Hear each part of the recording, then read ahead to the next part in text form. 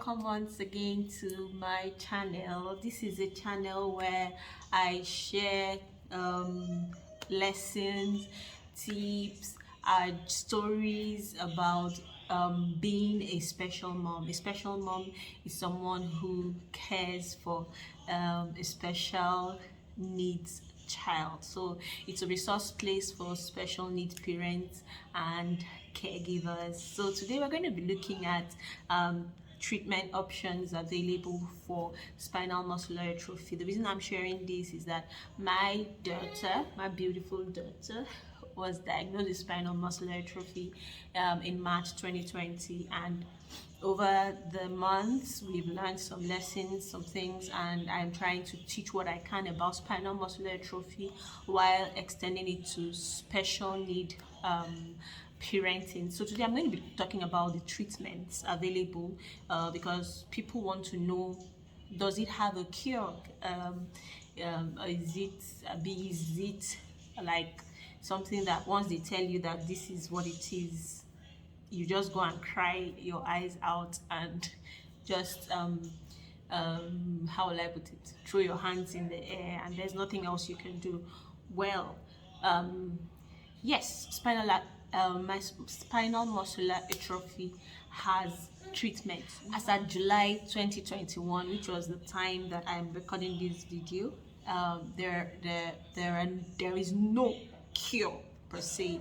There is nothing that reverses the condition.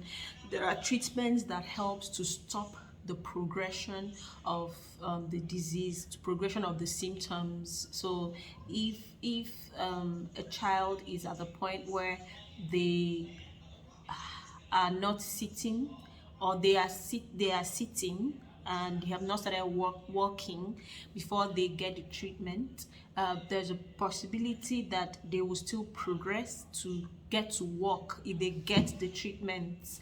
But if they have gotten to the point where they were walking and then stopped walking, and then get the treatment, they may not regain the strength to start walking again. May not.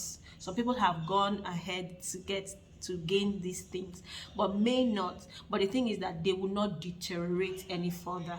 It just stops it at wherever. They may not regain the functions that they have lost. They may not be able to regain the functions that they have lost, but it will definitely stop the progression of the disease, so they don't have to fear losing any more functions that they have not lost before. That is why we advocate early detection is key, because the fact that is that the earlier you detect it, the less functions the child has lost, or the less functions the person has lost, the more the chances of them still living a normal life. So there are 3 treatments currently available. There's the gene replacement therapy, which is Zolgensma. What it tries to do is to try to replace the SMN1 gene that is missing or that has been mutated, or to increase the SMN2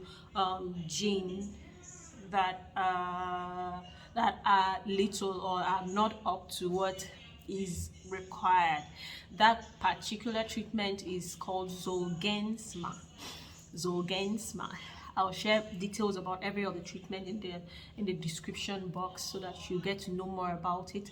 So what they do is that they give it to children who are below 2 years old. It works for children who are below 2 years old. It's a one-time treatment.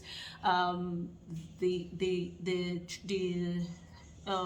injection is given to them in their spinal cord once, and then it does the work that it's supposed to do. Presently, it costs about $2.1 million to be able to access this treatment, and in the US most especially, most people are able to access it under the health insurance scheme, but people from other countries have to find a way around accessing it. And there are countries that they do lotteries for, so they have 100 of those treatments that they give out on a lottery basis every year. So if your child is enrolled in the lottery system and your child gets picked, and they are lucky to be picked, so they can get the treatment for free. If they are among the 100 people that are picked in a year, they can get that treatment for free. So that's the first treatment. The second treatment is called Spinraza. It's a continuous treatment. They take it continuously every year. There's the first one. There are four loading doses that they take in the first year that they start the treatment. So they take it 4 times in that year, and then every other year they take it 2 times every 6 months. So in the first year that you start the treatment, you take it every 4 months, every 3 months, 4 times. Then the following years they take it every 6 months. Yes. Presently, as of July 2021, this drug costs $750,000 for the first year and $350,000 for subsequent years.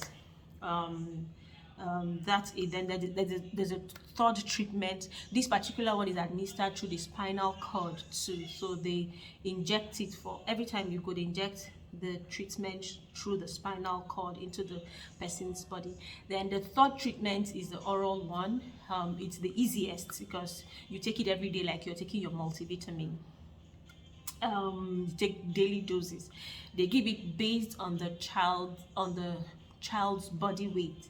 So the smaller children take less doses than adults, and so the older you are, the more doses you're required to take, but it's something that you take on a daily basis. Presently, I'm going to use my daughter's calculation with her weight.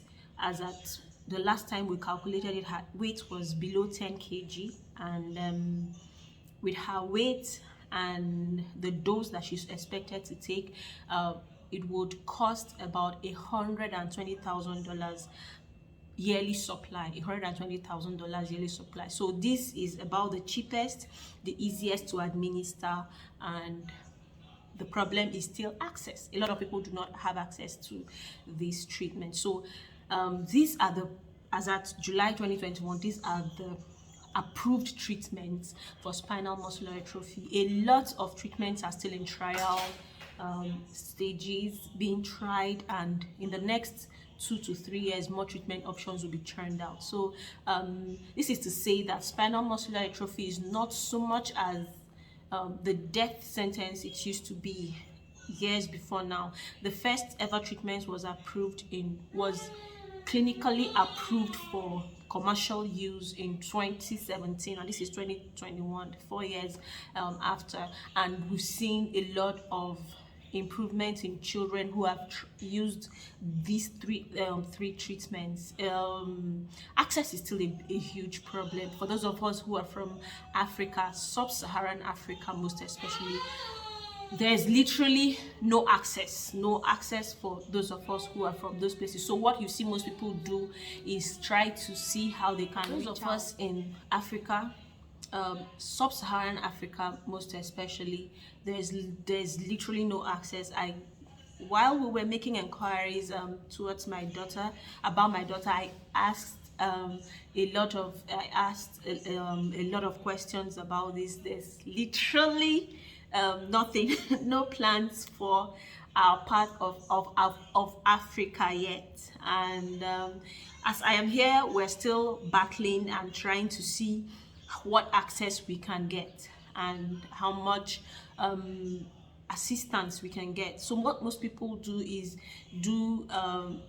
raise funds and plead with organizations to get them to help them to access these treatments. People in America, people in some parts of Europe, the UK, are able to access this a lot easier than people in some other places. Even people in India has more access because some of the lottery that they do in India. So India even has more access Africa does. So I hope I've been able to throw light on the available treatments and how how they work and how they can be assessed. So thank you for listening, and don't forget to subscribe, don't forget to like, don't forget to share and comment. If you have questions, go ahead and ask your questions. If you want to reach out to me privately, my contact details will also be in the description box for you to reach out, send your message, and ask your questions, or whatever support resource or anything that you need. You can always reach out to me privately, and I'll make sure that I attend to that. So thank you for watching my video today. I hope to see you in the very next video.